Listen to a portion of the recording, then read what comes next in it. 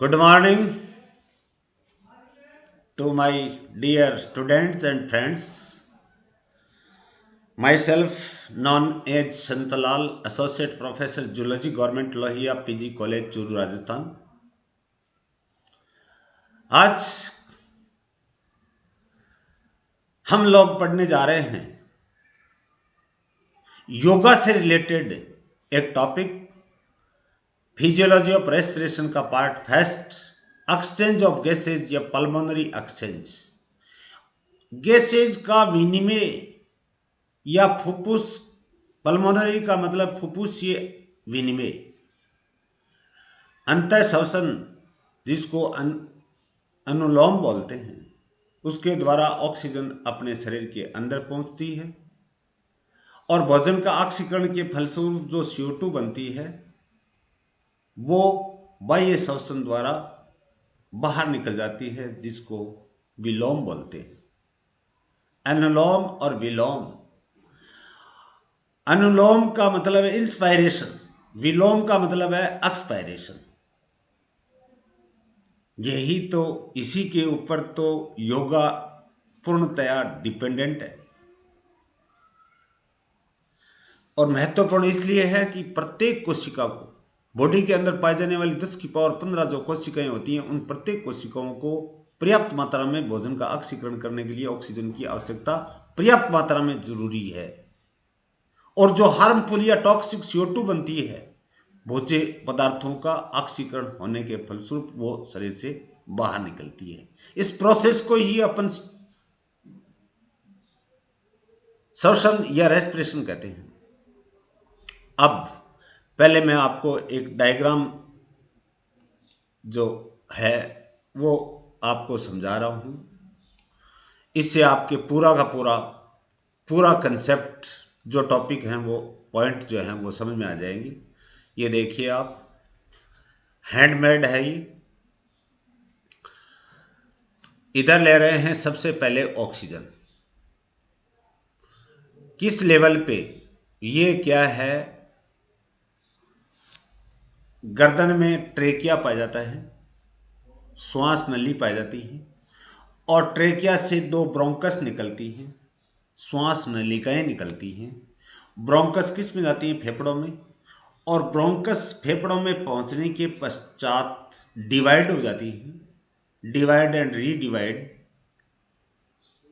किस में? ब्रेंक्यूल्स में। और फेफड़ों के अंदर एल्वेलर सैक्स पाए जाते हैं, उनके अंदर पहुंच जाती है। जैसे अंगूर का गुच्छा होता है वैसे ही फेफड़ा होता है, क्योंकि अंगूर एक प्रकार का एक एल्वेलर सैक है। एक अंगूर की बात करें मित्रों, एक एल्वेलर सैक का डायग्राम लिया है। ये देखिए, ये एल्वेलर सैक है और ये आ रही है एल्वेलर डक्ट, और इधर आपके ये लिए है एक ब्लड कैपिलरीज की आउटर मेम्ब्रेन और ये ब्लड कैपिलरीज की इनर मेम्ब्रेन। तीसरा इसके साथ में लिया नीचे एक टिश्यू सेल, उत्तकीय कोशिका, टिश्यू सेल। तो फेफड़ों के और ये आर्टरी के अंदर जो क्या होगा, ब्लड होगा उसके और इस टिश्यू सेल के बीच में गैसेज का विनिमय होता है। गैसेज दो होती हैं, ऑक्सीजन और CO2। इंस्पायरेशन के पश्चात ऑक्सीजन जो है वो एल्वेलर सैक में पहुंचती है और जैसे एल्वेलर सैक में पहुंचती है तो इसका दबाव या ट्रिगर प्रेशर 107 मिलीमीटर मरकरी बन जाता है। 107 मिलीमीटर Hg दिखाया है। ये पूरा दिखाई नहीं दे रहा होगा, जी लाइन के अंदर आ गया। और उसी समय जो इस एल्वेलर सैक के चारों तरफ पाए जाने वाली ये ब्लड कैपिलरी जो है, इनके अंदर जो ब्लड है उसके अंदर ऑक्सीजन की सांद्रता होती है only 40 millimetre mercury. 107 millimetre mercury, 107 millimetre mercury. तो एल्वेलर सैक के अंदर पाए जाने वाली एयर या ऑक्सीजन की कंसंट्रेशन होती है जबकि उसी समय उसके चारों तरफ क्योंकि प्रत्येक एल्वेलर सैक के चारों तरफ ब्लड कैपिलरीज का एक नेटवर्क पाया जाता है जिसमें ब्लड होता है। इस ब्लड के अंदर ऑक्सीजन की सांद्रता होती है ओनली 40 मिलीमीटर मरकरी। डिफरेंस कितना आया है? 67 मिलीमीटर मरकरी का। अब एल्वेलर सैक और ये ब्लड कैपिलरीज दोनों की कंबाइंड मेम्ब्रेन और दोनों की मेम्ब्रेन की कंबाइंड थिकनेस होती है मात्र 0.004 मिलीमीटर मरकरी, बहुत कम होती है। और डिफरेंस है 67 मिलीमीटर मरकरी का। The great difference of 67 millimetre mercury is sufficient to drive oxygen from alveolar sac to the, ये ब्लड कैपिलरी जो है इसके ब्लड में आ जाता है। नाउ ब्लड बिकम ऑक्सीजनेटेड या आर्टीरियल या प्योर। अब जैसे ही ऑक्सीजन इस ब्लड कैपिलरीज, ये देखिए ब्लड कैपिलरी है, इसके ब्लड में आता है तो ऑक्सीजन की सांद्रता 100 मिलीमीटर मरकरी बन जाती है, जबकि CO2 की मात्रा जो होती है वो 40 मिलीमीटर मरकरी होती है। अब देखिए इधर देखा है ऑक्सीजनेटेड ब्लड और आर्टीरियल ब्लड या प्योर ब्लड बोलते हैं, ये आ रहा है यूं टर्न करके और किस में जा रहा है? ये एक टिश्यू सेल जो दिखाई है, ये देखिए टिश्यू सेल, और यहां गैसेज का एक्सचेंज होता है एट टिश्यू सरफेस पे। ये गैसेज एक्सचेंज ऊपर हो रहा था लंग सरफेस पे। अब यहां ऑक्सीजन की कंसंट्रेशन या हाई टेंशन ऑफ ऑक्सीजन और ऊतकों के अंदर ऑक्सीजन की सांद्रता कम होती है, लो टेंशन इन टिश्यू सेल। ये टिश्यू सेल में नीचे अभिक्रिया दिखाई है, जैसे ग्लूकोज का उदाहरण लिया है। ऑक्सीजन जो है वो इसका ऑक्सीडेशन करेगी और 6CO2 यानी कार्बन डाइऑक्साइड बना देगी, ATP बना देगी और पानी के 6 मॉलिक्यूल बना देगी। ये अभिक्रिया प्रत्येक टिश्यू सेल में चलती है, इन टिश्यू सेल लिखा हुआ है। अब अपने पास क्या बनी? CO2। CO2 की सांद्रता टिश्यू सेल में ज़्यादा होने के कारण से हाई टेंशन CO2, जबकि ब्लड में CO2 की सांद्रता कम होती है, इसलिए ये टिश्यू सेल से ब्लड कैपिलरीज के ब्लड में आ जाता है। अब जो ब्लड कैपिलरीज का जो रक्त होता है वो डीऑक्सीजनेटेड हो जाता है, डीऑक्सीजनेटेड ब्लड हो जाता है, या इसको अपन क्षीरीय रक्त भी बोलते हैं, वेनस ब्लड भी बोलते हैं, या इसको इम्प्योर ब्लड अशुद्ध रक्त भी बोलते हैं। अब ये ब्लड के द्वारा, ब्लड में एक विशेष प्रकार का रेस्पिरेटरी पिगमेंट पाया जाता है जिसको हीमोग्लोबिन कहते हैं। ये ऑक्सीजन को भी बांधता है और CO2 को भी अपने साथ बांधता है। बांध कर करके ये सर्कुलेशन द्वारा जब एल्वेलर सैक के पास आती है तो कार्बन डाइऑक्साइड की सांद्रता यहाँ 46 मिलीमीटर मरकरी होती है, जबकि एल्वेलर सैक के अंदर ओनली 36 मिलीमीटर मरकरी होती है। एल्वेलर सैक और ब्लड कैपिलरीज की मेम्ब्रेन की कंबाइंड थिकनेस बताइए 0.004 मिलीमीटर मरकरी। यहाँ small difference of only 10 millimetre mercury का आ रहा है कार्बन डाइऑक्साइड का, यानी कि 46 मिलीमीटर मरकरी कंसंट्रेशन या ट्रिगर प्रेशर होता है CO2 का, और CO2 का एल्वेलर एयर के अंदर, एल्वेलर सैक के अंदर पाए जाने वाली एयर में 36 मिलीमीटर मरकरी होता है।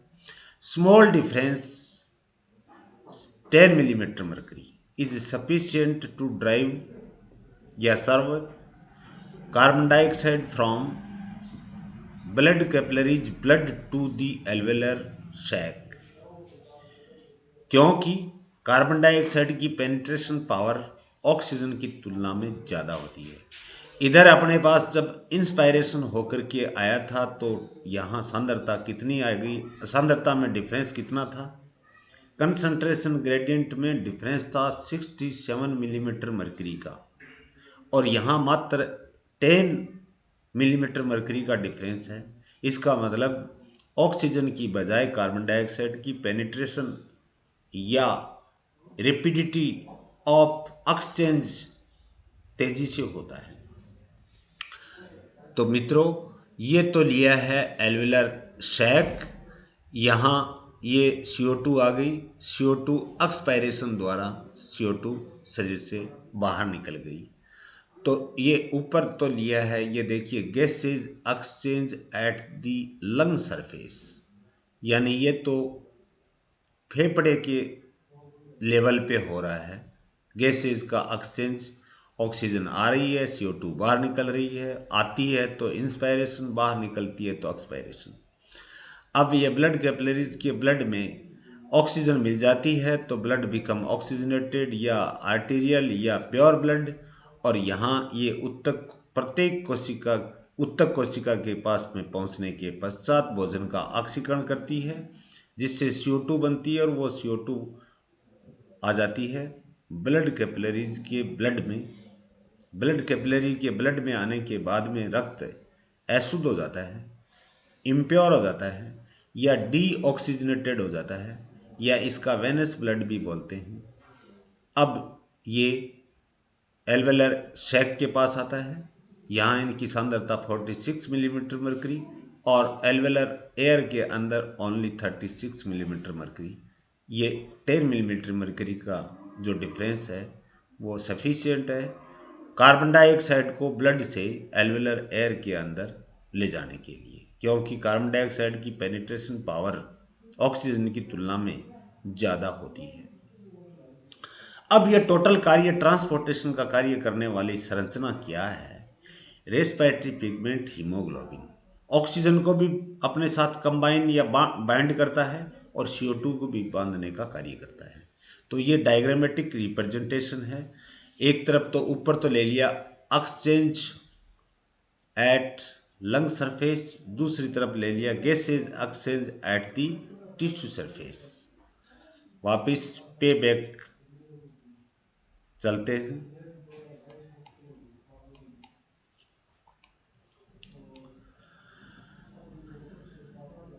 एक्सचेंज ऑफ गैसेज या पल्मोनरी एक्सचेंज, गैसों का विनिमय या फुफ्फुसीय विनिमय। Between the process of expiration and inspiration the interchange of respiratory gases occurs. अंत श्वसन या बाह्य श्वसन और अंत श्वसन के समय गैसों का विनिमय संपन्न होता है। This interchange takes place between the blood capillaries network surrounding the alveoli, यानी एल्वेलाई के चारों तरफ पाए जाने वाली ब्लड कैपिलरीज के नेटवर्क के बीच में, और एल्वेलाई लंग के एल्वेलाई के अंदर उपस्थित जो हवा होती है उसके बीच में ये कार्य संपन्न होता है। The oxygen content in the alveolar sac, alveolar sac, प्रत्येक एल्वेलर सैक के अंदर जो ऑक्सीजन होती है, धारित होती है, diffuses into the blood, blood किसका, ब्लड कैपिलरी का, by crossing the alveolar and blood capillaries membranes, यानी ऑक्सीजन जो होती है वो एल्वेलर सैक और ब्लड कैपिलरी के दोनों की झिल्लियों को पार करता हुआ ये ब्लड में पहुंचती है, और कंबाइंड थिकनेस जो होती है वो 2 मेम्ब्रेन हो गई, एक तो एल्वेलर सैक की, दूसरी ब्लड कैपिलरी की। इसकी मात्रा होती है 0.004 millimetre mercury. The CO2 present in venous blood also diffuses from blood into the alveolar sac in the same manner। अब वेनस ब्लड में या डीऑक्सीनेटेड ब्लड के अंदर जो CO2 जो होती है वो भी डिफ्यूज हो जाती है वापस ब्लड से एल्वेलर सैक के अंदर, वो भी सेम मैनर होगा, जैसे आई है वैसे ही बाहर निकल जाती है। Exchange of gases takes place by diffusion in which the gases यानी gases means oxygen and carbon dioxide, move from a place of higher concentration to a place of less या लो कंसंट्रेशन, अधिक सांद्रता से कम सांद्रता की तरफ गैसों का विनिमय विसरण कहलाता है। डिफ्यूजन की मतलब flow of ions atoms molecules from higher concentration to the lower concentration without required any type of the energy. सामान्य ये इनएक्टिव ट्रांसपोर्टेशन है, अपने आप पहुंच जाती है, ऊर्जा की आवश्यकता नहीं पड़ती। पहला पॉइंट ले रहे हैं, diffusion of oxygen from alveolar sac into the blood. ये अपन लंग सरफेस पे ले रहे हैं। Diffusion of oxygen from alveolar sac into the blood, blood किसका, एल्वेलर सैक के चारों तरफ पाए जाने वाली जो रक्त केशिकाएं या ब्लड कैपिलरी जो होती है उनके अंदर जो ब्लड होता है उसके बीच में। आफ्टर द इंस्पायरेशन, अंतर श्वसन के पश्चात ऑक्सीजन टेंशन या pressure in alveolar air become, फुफ्फुसीय कोश में या एल्वेलर एयर में अंतर श्वसन के पश्चात ऑक्सीजन की सांद्रता या concentration gradient becomes 107 millimetre mercury, जबकि while in the venous blood, जो ब्लड कैपिलरीज के नेटवर्क, ब्लड कैपिलरी के अंदर जो अब वर्तमान में जो ब्लड है उसको वेनस ब्लड के रूप में कहते हैं क्योंकि पर्याप्त मात्रा में ऑक्सीजन नहीं है। उस समय ऑक्सीजन की सांद्रता यहाँ मात्र होती है 40 मिलीमीटर मरकरी, जो पीछे दिखाई भी है मैंने। A pressure difference of 67 millimeter mercury is sufficient to drive oxygen from alveoli of lung into the blood। जो 67 या 67 मिलीमीटर मरकरी पारे के दबाव का जो अंतर आया है ये पर्याप्त होता है किसको, ऑक्सीजन को एल्वेलाई, लंग के एल्वेलाई या alveolar sacs to the blood capillaries के ब्लड में ले जाने के लिए सुप्राप्य होता है, सफिशिएंट होता है। द ऑक्सीजन इज अब्जॉर्ब्ड, अब ब्लड ऑक्सीजन को अब्जॉर्ब करेगा क्योंकि इसमें रेस्पिरेटरी पिगमेंट पाया जाता है, हीमोग्लोबिन। रेस्पिरेटरी पिगमेंट तो मुख्यतः 4 प्रकार के और कई भी प्रकार के और अन्य भी प्रकार होते हैं, लेकिन मैमल्स की बात कर रहा हूँ और विशेष तौर से ह्यूमन बीइंग की बात कर रहा हूँ। रेस्पिरेटरी पिगमेंट हीमोग्लोबिन होगा और हीमोग्लोबिन में भी प्रेजेंट इन ब्लड प्लाज्मा, रक्त, ये हीमोग्लोबिन जो है ये ब्लड प्लाज्मा में भी पाया जा सकता है, but its efficiency is increased when it is packed into the RBC. लेकिन इसकी transportation of oxygen and carbon dioxide की एफिशिएंसी कब बढ़ जाती है, जब वो आरबीसी के अंदर पैक्ड हो। कौन, haemoglobin. Oxygen is absorbed and transported round to the body in combination with haemoglobin in RBC. ये देखिए आप, आरबीसी के अंदर ये हीमोग्लोबिन पाया जाता है। ये हीमोग्लोबिन ऑक्सीजन को अपने साथ बांध लेता है और ऑक्सी हीमोग्लोबिन बन जाता है। The blood therefore now becomes arterial, अब जो रक्त होगा ब्लड कैपिलरी के अंदर वो रक्त आर्टीरियल हो जाएगा, ऑक्सीजनेटेड हो जाएगा या प्योर ब्लड हो जाएगा, शुद्ध रक्त कहते हैं। Which has oxygen tension of about 100 millimetre mercury, जबकि यहाँ अब कार्बन डाइऑक्साइड की टेंशन होती है वो यहाँ इस समय मात्र 40 मिलीमीटर मरकरी होती है। तो ऑक्सीजन की तुलना में, कार्बन डाइऑक्साइड की तुलना में ऑक्सीजन की सांद्रता ज़्यादा हो गई, 60 मिलीमीटर मरकरी का दबाव ज़्यादा हो गया, इसलिए यहाँ रक्त शुद्ध होता है, आर्टीरियल ब्लड, प्योर ब्लड या ऑक्सीजनेटेड ब्लड। नेक्स्ट स्टेप में चलते हैं। Gases exchange of the tissue surface. Tissue surface के अंदर, जैसे मैंने यहाँ टिश्यू के अंदर ऑक्सीजन आती है, ऑक्सीजन भोजन का ऑक्सीकरण कर रही है और 6CO2H2O+ ATP बन रही है। The oxygenated blood reaches the tissue sales. जो ऑक्सीजन युक्त या शुद्ध रक्त जो होता है वो प्रत्येक शरीर की प्रत्येक ऊतक कोशिकाओं के पास में पहुंचता है। There the concentration of oxygen is higher in the blood than the tissue cells. वहाँ ऑक्सीजन की सांद्रता टिश्यू सेल की तुलना में जो ब्लड कैपिलरी का ब्लड जो होता है उसमें ज़्यादा होती है। And the concentration of carbon dioxide is greater in the tissue cell than in the blood. कोशिका उत्तक कोशिका के अंदर भोज्य पदार्थों का ऑक्सीकरण होने के फलस्वरूप CO2 बनी। इसकी सांद्रता टिश्यू सेल में CO2 की सांद्रता greater in the tissue cell than the blood. Blood की तुलना में ब्लड किसका? ये ब्लड कैपिलरी का,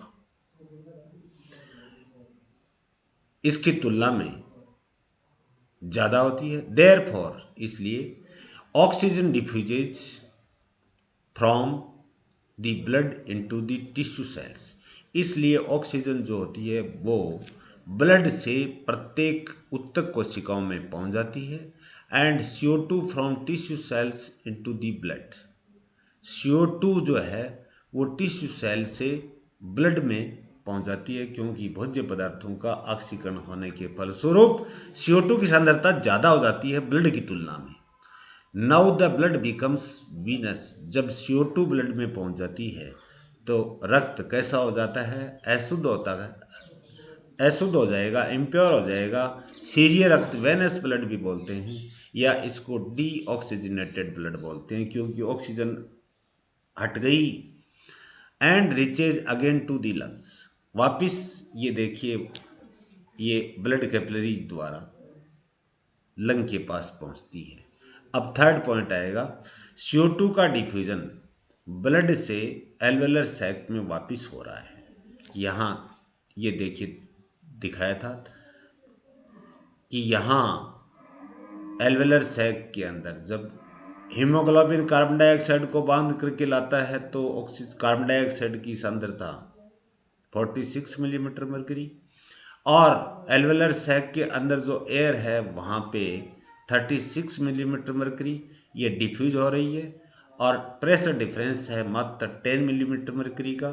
लेकिन ये स्मॉल डिफरेंस है, वो कार्बन डाइऑक्साइड को बहुत द्रुत गति से ब्लड से एल्वेलर एयर में एल्वेलर सैक के अंदर या एल्वेलाई के अंदर पहुंचा देता है, क्योंकि कार्बन डाइऑक्साइड की पेनिट्रेशन पावर ऑक्सीजन की तुलना में ज़्यादा होती है, या इनका डिफ्यूजन जो है वो रैपिड होता है। देखिए diffusion of CO2 from blood into the alveolar sac. ये देखिए blood to the alveolar sac में इन द वेनस ब्लड, क्योंकि अब रक्त कैसा है? अशुद्ध रक्त है, डीऑक्सीजनेटेड है। The CO2 tension is about 46 millimetre mercury, while in the alveolar air it is about 36 millimetre mercury. A relatively तुलनात्मक रूप से देखा जाए तो small difference of 10 millimetre mercury is sufficient to drive CO2 from the blood into the lung alveoli. Small difference आया है only 10 millimetre mercury का, वो सफिशिएंट है कार्बन डाइऑक्साइड को लंग एल्वेलाई में ले जाने के लिए। This small difference in pressure is sufficient because of the rapidity of diffusion of CO2 through the alveolar membrane। यानी जो थोड़ा सा भी अंतर 10 मिलीमीटर मरकरी का जो पारे में दबाव जो आया है ये सफिशिएंट है। क्यों? क्योंकि CO2 की डिफ्यूजन बहुत द्रुत गति से या रैपिड होता है थ्रो एल्वेलर मेम्ब्रेन, यानी ब्लड कैपिलरीज के मेम्ब्रेन और एल्वेलर सैक की मेम्ब्रेन को पेनिट्रेट करके ये एल्वेलर सैक के अंदर पहुंच जाता है। ये देखिए आप एल्वेलर सैक में, और ये एक्सपायरेशन द्वारा शरीर से CO2 बाहर निकल जाएगी। तो ये है अपना पल्मोनरी एक्सचेंज या एक्सचेंज ऑफ गैसेज की ऊपर शॉर्ट नोट बनता है, छोटा प्रश्न बनता है, लेकिन ये पूरी की पूरी समरी है transportation of oxygen and transportation of carbon dioxide की। इससे आगे मैं वीडियो आपको transportation of oxygen by blood पढ़ाऊंगा। उसके पश्चात ऑफ ट्रांसपोर्टेशन ऑफ CO2, तीन ही वीडियो में आपको फिजियोलॉजी ऑफ रेस्पिरेशन कंप्लीट करवा दूंगा। जो मेरे प्रिय विद्यार्थी और मेरे कोई परम मित्र वीडियोज़ को वॉच कर रहे हैं, उनको ढेर सारी शुभकामनाएं। Thank you for watching my this video.